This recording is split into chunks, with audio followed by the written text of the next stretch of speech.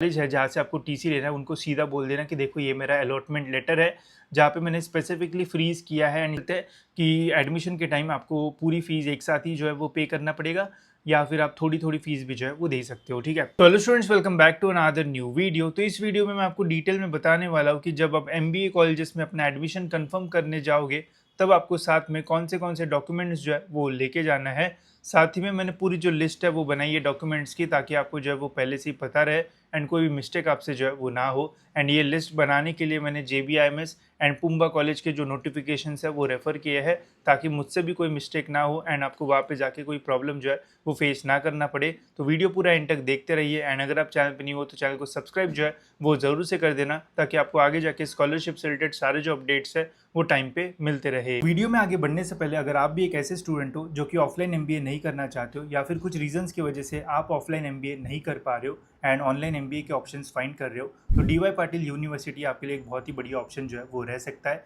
ये university AICTE approved है, साथ ही में इन्हें NAC का A++ का जो ग्रेड है वो भी जो है वो मिला हुआ है। इस यूनिवर्सिटी से आप 100% ऑनलाइन अपना पूरा जो एमबीए है वो कंप्लीट कर सकते हो। साथ ही में यहाँ पे आपको इंडस्ट्री एक्सपर्ट जो है वो ट्रेन कर रहे होंगे, जेन AI ट्रेनिंग आपको यहाँ पे जो है वो मिल जाएगी। साथ ही में काफ़ी सारे जो न्यू टूल्स है वो भी आप यहाँ पे जो है वो सीख रहे होंगे, जिससे करियर ग्रोथ के लिए आप एकदम रेडी जो है वो हो जाओगे। साथ ही में यहाँ की जो फीस है वो भी काफ़ी अफोर्डेबल है, काफ़ी कम प्राइस में आपकी पूरी जो एमबीए की डिग्री है वो भी जो है वो कंप्लीट हो जाएगी एंड ज़्यादा स्ट्रेस भी आपको जो है वो लेना नहीं पड़ेगा। साथ ही में अगर आपको और भी डिटेल्स जानना है इस एमबीए के बारे में तो डिस्क्रिप्शन में आपको एक लिंक मिल जाएगी, वो फॉर्म आप फिल कर सकते हो एंड इनके एकेडमिक काउंसलर आपको जो है वो कॉन्टैक्ट करेंगे एंड उनसे आपको जो भी डिटेल्स जानना है वो आप उन्हें जो है वो पूछ सकते हो एंड अपना जो डिसीजन है वो ले सकते हो। तो चलिए देखते हैं स्टूडेंट्स की कौन से डॉक्यूमेंट्स आपको एडमिशन के टाइम जो है वो लगने वाला है। तो सबसे पहले तो आपको बेसिक अपनी जो मार्कशीट्स है वो लगेगी, जिसमें आपका 10th का मार्कशीट आपको जो है वो देना पड़ेगा। साथ ही में 12th का मार्कशीट भी आपको जो है वो एडमिशन के टाइम जो है वो देना पड़ेगा। एंड ध्यान रखना कि सारे ओरिजिनल मार्कशीट जो है वो लेके जाना, जेरोक्स या फिर कलर जेरोक्स वगैरह जो है वो नहीं चलता है। तो सारे ओरिजिनल डॉक्यूमेंट्स आपको जो है वो लेके जाना है। फिर ग्रेजुएशन के भी आपको सारे जो मार्कशीट्स है वो लगेंगे। अगर आपका 3 साल का ग्रेजुएशन था तो first year, second year and third year के सारे ओरिजिनल मार्कशीट्स आपको जो है वो लगेंगे। वही अगर आपका 4 साल का था तो फोर्थ ईयर के भी आपको सारे जो मार्कशीट्स है वो लगेंगे। साथ ही में और एक कंसोलिडेट मार्कशीट जो है वो आता है, जिसमें सभी सेमेस्टर के जो मार्क्स है वो लिखे हुए रहते हैं। तो वो भी आप जो है वो अगर आपके पास होगा तो वो जो है वो लेके जाना, वो भी आपको जो है वो लग सकता है। अगर वो आपकी यूनिवर्सिटी जो है वो इशू ही नहीं करती है तो जितने भी मार्कशीट्स है वो सारे जो है वो लेके जाना, आपका जो काम है वो हो जाएगा। साथ ही में यहाँ पे आपको जो प्रोविजनल डिग्री या फिर डिग्री सर्टिफिकेट है वो लग सकता है, बट उसमें भी टर्म्स एंड कंडीशंस होती है। जैसे सपोज अगर आपने पुणे यूनिवर्सिटी से अपना ग्रेजुएशन 2025 में ही किया होगा तो हो सकता है कि आपका जो डिग्री सर्टिफिकेट है वो आने में जो है वो टाइम लगे। तो उस कंडीशन में अगर आप बाद में भी दोगे तो चल जाएगा, या फिर आप अगर अपना सारी मार्कशीट दे देते हो तो उससे क्लैरिफाई हो जाता है कि आपका ग्रेजुएशन कंप्लीट जो है वो हो चुका है एंड आपने पास किया है। तो फिर आपको डिग्री सर्टिफिकेट अगर नहीं भी दोगे तो भी जो है वो चल जाएगा। बट अगर आपके पास पहले से डिग्री सर्टिफिकेट अवेलेबल है, आपका ग्रेजुएशन पहले ही हो चुका है, तो फिर आप जो है वो डिग्री सर्टिफिकेट भी जो है वो सबमिट कर सकते हो। अब आपका डिग्री कंप्लीट हो चुका है बट डिग्री सर्टिफिकेट आने का ही है यूनिवर्सिटी की तरफ से, तो फिर आपको जो है वो एक्स्ट्रा टाइम वगैरह जो है वो दिया जाएगा। ठीक है, तो ये बेसिक डॉक्यूमेंट्स आप सभी स्टूडेंट्स को जो है वो लगेंगे। तो मार्कशीट जो है वो सारे ओरिजिनल जो है वो लेके जाना। साथ ही में ओरिजिनल मार्कशीट्स अगर आप लेके जा रहे हो तो एक चीज़ याद रखना कि वो सारे डॉक्यूमेंट्स आपके जो है वो अपने पास जो है वो रख लेते हैं। तो सभी डॉक्यूमेंट्स का स्कैन करके अपने लैपटॉप में, अपने फ़ोन में, अपने पापा के फ़ोन में, मम्मी के फ़ोन में फ़ोल्डर बना के जो है वो रख देना। बिकॉज़ अभी नहीं तो बाद में स्कॉलरशिप के टाइम आपको वो जो डॉक्यूमेंट्स है वो ऑनलाइन अपलोड करना पड़ेगा, तो तब आपको काम आएगा। एंड जब हम कॉलेजेस में डॉक्यूमेंट सबमिट करते हैं तो वो 4-5 महीने बाद हमें जो है वो मिलता है। तो इसलिए मैं बोल रहा हूँ कि डॉक्यूमेंट्स का जो है वो स्कैन भी निकाल के रखना एंड काफ़ी सारे जेरोक्स भी जो है वो निकाल के रखना, ताकि कभी भी काम हो तो आपके पास डॉक्यूमेंट जो है वो रहे। ठीक है, तो ये तो हो गई हमारी मार्कशीट्स। फिर इसके बाद आते हैं और भी बहुत सारे इंपॉर्टेंट डॉक्यूमेंट्स, तो इनके बारे में हम जानते हैं। पहले हमारा सर्टिफिकेट ऑफ इंडियन नेशनलिटी या फिर डोमेसियल। तो यहाँ पे आप जो है वो इंडियन नेशनलिटी की में डोमेसियल वगैरह जो है वो सबमिट कर सकते हो, या फिर आपका बर्थ सर्टिफिकेट में भी अगर इंडियन मेंशन हो तो वो भी आप यहाँ पे जो है वो देख सकते हो। तो अगर आपने डोमेसियल यस किया होगा ड्यूरिंग रजिस्ट्रेशन प्रोसेस तो आपको जो डोमेसियल सर्टिफिकेट है वो लगेगा। अगर आप आउट ऑफ महाराष्ट्र स्टूडेंट हो तो आप यहाँ पे नेशनलिटी में अपना जो बर्थ सर्टिफिकेट वगैरह है वो भी जो है वो दे सकते हो, उससे भी आपका जो काम है वो हो जाएगा। एक सिंपल सी चीज़ याद रखो, जितना असला बारूद आपके घर में है वो सारा जो है वो लेके जाओ। मतलब जितने भी डॉक्यूमेंट्स आपके पास है फाइल में डाल दो, जो लगता है लो लो लो, ये चाहिए मुंह पे मार दो, ठीक है। तो मतलब जितने डॉक्यूमेंट्स है सब लेके जाओ, कुछ भी घर पे मत छोड़ना। स्पेशली उन लोगों को मैं बोल रहा हूँ जो बाहर से आ रहे, जैसे कोई नागपुर से मुंबई जा रहा है तो आना जाना इज़ डिफ़िकल्ट, तो जितना भी है सब लेके जाओ, क्या पता कब किसकी ज़रूरत जो है वो हमें पड़ जाए। फिर उसके बाद अगर आप महाराष्ट्र के स्टूडेंट हो एंड अगर आपने कैटेगरी से अप्लाई किया है तो आपको कास्ट सर्टिफिकेट लगेगी। कास्ट सर्टिफिकेट किसको लगने वाली है, उनका सभी का कैटेगरी यहाँ पे जो है वो मेंशन कर रखा है, तो आपको कोई डाउट नहीं होगा। अगर आप ओपन या फिर ईडब्ल्यूएस से अगर आपने अप्लाई किया है तो आपको क्या कास्ट सर्टिफिकेट तो ऑब्वियसली जो है वो नहीं लगेगा, एंड जो महाराष्ट्र स्टूडेंट है उन्हें ही कास्ट सर्टिफिकेट जो है वो लगता है। तो यहाँ पे सब कुछ मैंने जो है वो मेंशन कर रखा है, तो आपको कोई ऐसा जो प्रॉब्लम है वो तो जो है वो नहीं आना चाहिए। फिर है हमारा कास्ट वैलिडिटी सर्टिफिकेट, अब ये किसको किसको लगता है तो वो भी मैंने यहाँ पे जो है वो कैटेगरीज जो है वो मेंशन कर रखी है। फिर है नॉन क्रिमिलियर सर्टिफिकेट, एंड ये जो है वो 31 मार्च 2026 तक का जो है वो अपडेटेड जो है वो रहना चाहिए।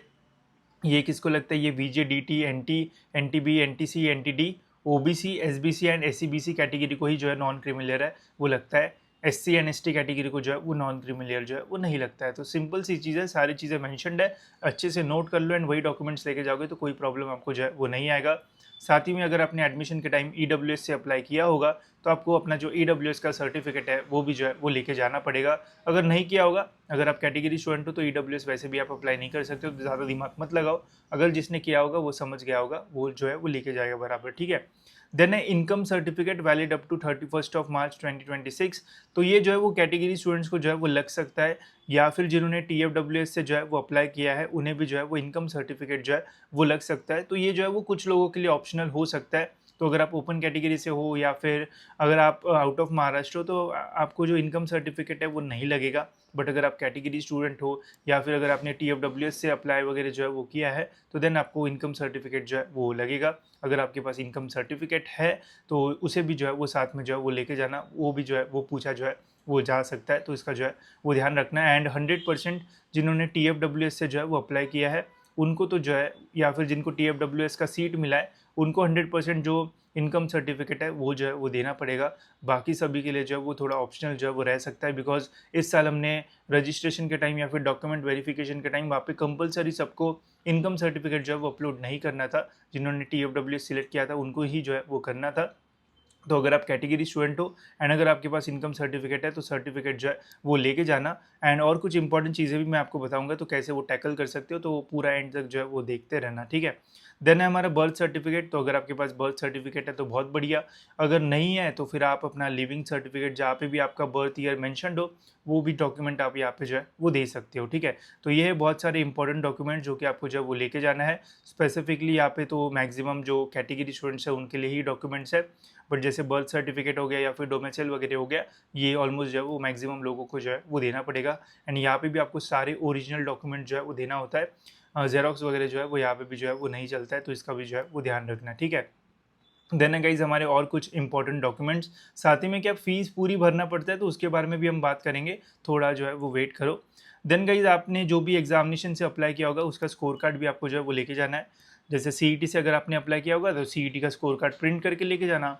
कैट से किया होगा, जैट एटमा जिससे भी किया होगा वो सब जो है वो आपको लेके जाना पड़ेगा। फिर है सबसे important freeze confirmation letter issued by competent authority. इसका मतलब क्या होता है, तो देखो सीट एक्सेप्टेंस प्रोसेस आपको पता है, उसका वीडियो भी मैंने बनाया कि कैसे आप बेटरमेंट एंड फ्रीज करते हो। अगर आपका ऑटो फ्रीज हो गया होगा कॉलेज तो वही आपको सीट एक्सेप्टेंस प्रोसेस कंप्लीट करना है। एंड प्रोसेस कंप्लीट करने के बाद एक पीडीएफ हमें जो है वो दिखता है जहाँ पे लिखा होता है कि आपने कॉलेज को जो है वो फ्रीज़ किया है फिर बेटरमेंट किया है। तो जब आप एडमिशन लेने जाओगे तो ऑब्वियसली एक तो आपने फ्रीज़ किया होगा या फिर ऑटो फ्रीज़ किया होगा, तो वो वाला जो डॉक्यूमेंट है जहाँ पे लिखा रहेगा फ्रीज़ या फिर ऑटो फ्रीज़ उसका प्रिंट आपको जो है वो निकालना है एंड वो भी जो है वो लेके जाना है, बिकॉज वो एडमिशन के टाइम में आपको जो है वो काम आएगा। क्यों, बिकॉज इसमें मेंशन रहता है कि आपको कौन सा कॉलेज जो है वो लगा है एंड आपने क्या एक्शन लिया, आपने फ्रीज़ किया या फिर ऑटो फ्रीज़ किया, तो वो आपको जो है वो लगता है। एंड ये डॉक्यूमेंट जो है ना वो आपको अभी तो लगेगा ही लगेगा, साथ ही में जब आप स्कॉलरशिप का फॉर्म भरोगे तब भी जो है वो लगता है। अब ये इसलिए मुझे पता है बिकॉज मैं हर साल स्कॉलरशिप का वीडियो बनाता हूँ, तो इसको जो है एकदम तिजोरी में रखना, बिकॉज तिजोरी में जो पैसे हैं ना वो आपके जो है वो जा सकते हैं अगर आपके पास ये नहीं रहेगा तो, बिकॉज स्कॉलरशिप अगर आपको नहीं मिलेगी तो कॉलेज को और फीस देना पड़ेगा, तो थोड़ा संभल के रहना, इसको जो है वो पास में रखना अपने। नेक्स्ट है बहुत ही कंट्रोवर्शियल डॉक्यूमेंट जो कि हमारा ट्रांसफ़र लिविंग या फिर माइग्रेशन सर्टिफिकेट। देखो ट्रांसफ़र या फिर लिविंग एक ही होता है, टीसी बोलते हैं या फिर एलसी बोलते हैं, जो कि आपको मिलेगा अपने ग्रेजुएशन के कॉलेज से। तो वहाँ पे टीसी या फिर जो भी आपका लिविंग सर्टिफिकेट है उसके लिए जो है वो अप्लाई कर दो। अब यहाँ पे कुछ-कुछ कॉलेजेस एकदम बदतर होते हैं, मतलब पागल होते हैं, पता नहीं क्या ही दिमाग लगाते हैं। जैसे लास्ट मतलब अभी कुछ 2-3 दिनों पहले एक स्टूडेंट का मेरी काउंसलिंग का फ़ोन आया था। वो कॉलेज में गई थी टीसी के लिए या फिर लिविंग सर्टिफिकेट के लिए अप्लाई करने के लिए। तो वो कॉलेज वाला बोला कि हम आपको अभी टीसी या फिर लिविंग सर्टिफिकेट जो है वो नहीं दे सकते जब तक आपका कॉलेज में एडमिशन होगा नहीं तब तक।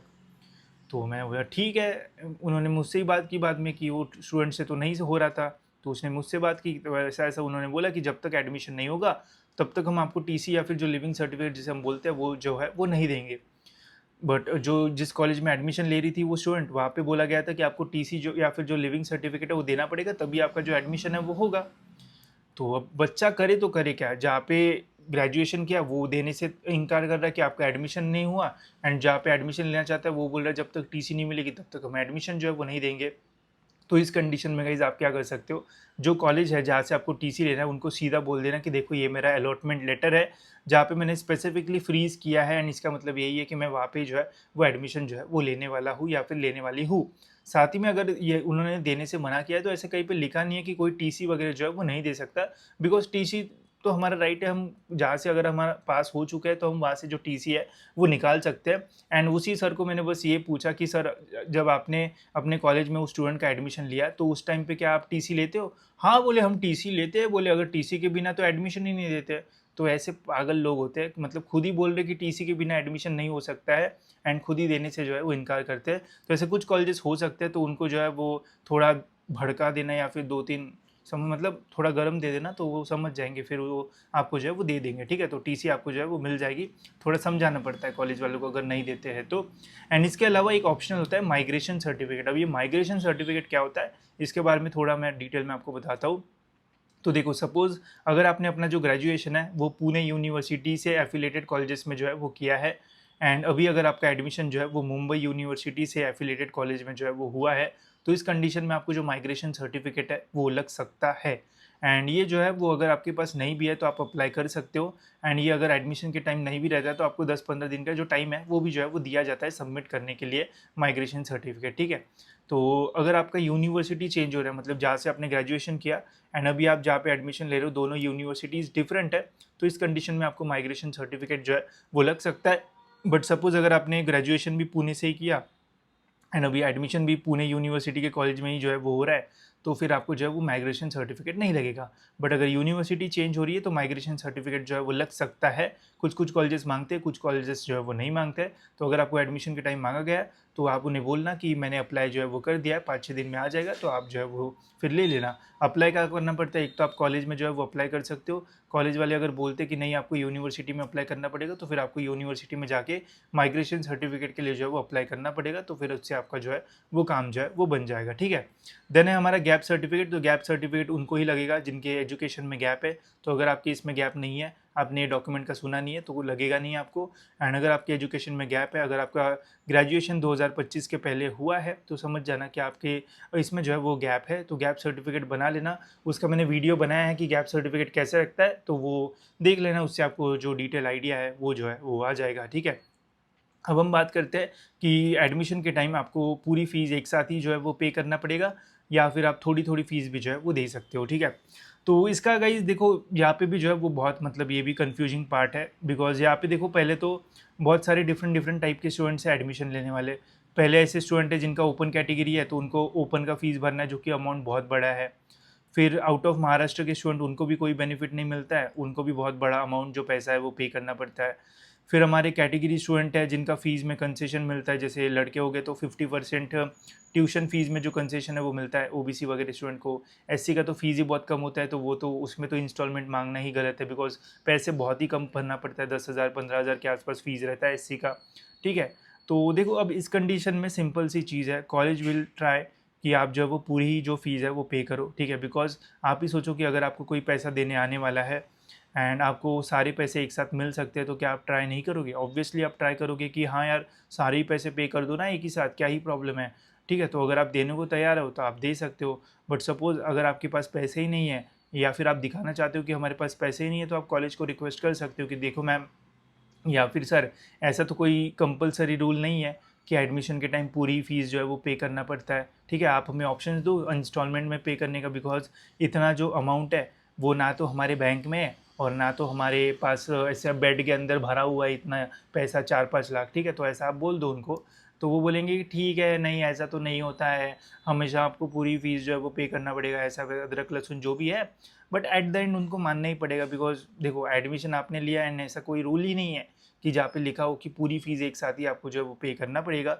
तो आप अगर उनको थोड़ा रिक्वेस्ट करोगे अच्छे से तो वो आपको जो है वो बोल देंगे कि ठीक है, अभी इतना जो फ़ीस है वो पे कर दो, बाद में इतना जो फ़ीस है वो आप पे कर देना। या फिर सबसे बेस्ट ट्रिक जो है वो फ़ीस के लिए वो यही होती है कि मैम देखो अभी हम जो है वो इतनी फ़ीस पे कर देते हैं एंड फिर 10-15 दिन बाद पूरी फ़ीस जो है वो पे कर देंगे। ठीक है, 10-15 दिन बाद देख लेना आपको भरना है या फिर नहीं, बिकॉज़ एक बार एडमिशन हो गया फिर उसके बाद तो समझ रहे हो ना? तो ऐसा आप जो है वो कर सकते हो, ठीक है? बट कुछ-कुछ कॉलेजेस जो है वो एकदम ढीठ होते हैं, ढीठ। नहीं, हम तो पूरी जो फ़ीस है वो लेंगे, नहीं तो एडमिशन ही नहीं होगा। तो फिर वहाँ पे आपके डिपेंड करेगा कि आप कैसे बात करते हो। अगर आप सही से बात करते हो तो हो सकता है आपको जो है वो इंस्टॉलमेंट वाला जो है वो मिल जाए। अगर आप डर जाते हो नहीं, नहीं मेरा एडमिशन कैंसल हो जाएगा, तो फिर आप जो है वो पूरी फ़ीस जो है वो भर रहे होगे, ठीक है? तो ये पूरा डिपेंड करता है टोटली पेरेंट्स एंड स्टूडेंट्स के ऊपर। आप स्ट्रेट फॉरवर्ड बोल सकते हो कि देयर इज़ नो रूल कि हमें पूरी फ़ीस जो है वो भरना है एंड इतना पैसा हम कहाँ से एक साथ जो है वो अरेंज करें। अगर कोई रूल है तो हमें दिखा दो, हम पूरी फ़ीस भरने को तैयार है, ऐसा बोल दो तो आपका काम जो है वो हो जाएगा, ठीक है? कभी भी डरने की बात नहीं है। देखो कॉलेज जो है वो स्टूडेंट्स की वजह से जो है वो चलता है, ना कि वहाँ पे जो फैकल्टीज़ है उनकी वजह से, ठीक है? तो जब तक आप जो है वो सैटिस्फाइड नहीं हो तब तक आपको जो चीज़ है वो करने की जो है वो ज़रूरत नहीं है। अगर आपके पास पैसे हैं तो आप भर सकते हो, नहीं है तो आप उनको ऑप्शंस पूछोगे नहीं, तब तक वो ऑप्शंस आपको जो है वो देंगे नहीं। तो सिंपल सी चीज़ है, ठीक है? तो ये थे गाइज़ हमारे सारे डॉक्यूमेंट्स। तो ये डॉक्यूमेंट्स मैं जो है वो ऐप वगैरह में जो है वो डाल दूँगा। साथ ही में इसके बाद वैकेंट सीट्स के बारे में भी एंड आईएलएस सीट्स के बारे में काफ़ी सारे लोग बहुत सारे जो है वो पूछ रहे थे। तो मैंने ये पूरा जो डिटेल लाइव सेशन है वो मिनी काउंसलिंग में ले लिया है। अगर आपको इसका एक्सेस चाहिए तो आप इसमें एनरोल कर सकते हो। इसमें काफ़ी सारी चीज़ें और भी है, जैसे स्कॉलरशिप में कौन से स्कीम्स है, किसको स्कॉलरशिप मिलेगी, किसको नहीं मिलेगी, कितना बेनिफिट मिलेगा एंड और भी बहुत सारी चीज़ें। तो ये भी आप देख सकते हो and ILS and vacant seats के लिए कैसे आपको फॉर्म भरना है वो भी आप मैंने जो है वो डिटेल में बताया है। तो इसकी लिंक आपको जो है वो डिस्क्रिप्शन में मिलेगी। बाकी इसके अलावा और भी कोई डाउट होगा तो आप मुझे जो है वो पूछ सकते हो एंड और भी कुछ डॉक्यूमेंट्स से रिलेटेड डाउट होगा तो कमेंट सेक्शन में जो है वो पूछ लेना, ठीक है? जितना मुझसे हो चुका है वो सारे डॉक्यूमेंट्स मैंने जो है वो आपको बता दिया है, और कुछ होगा तो आने वाली वीडियोज़ में मैं जो है वो कवर कर लूँगा, ठीक है? तो फिलहाल दोस्तों इस वीडियो में इतना ही, मिलता है ऐसी और एक इन्फॉर्मेटिव वीडियो में।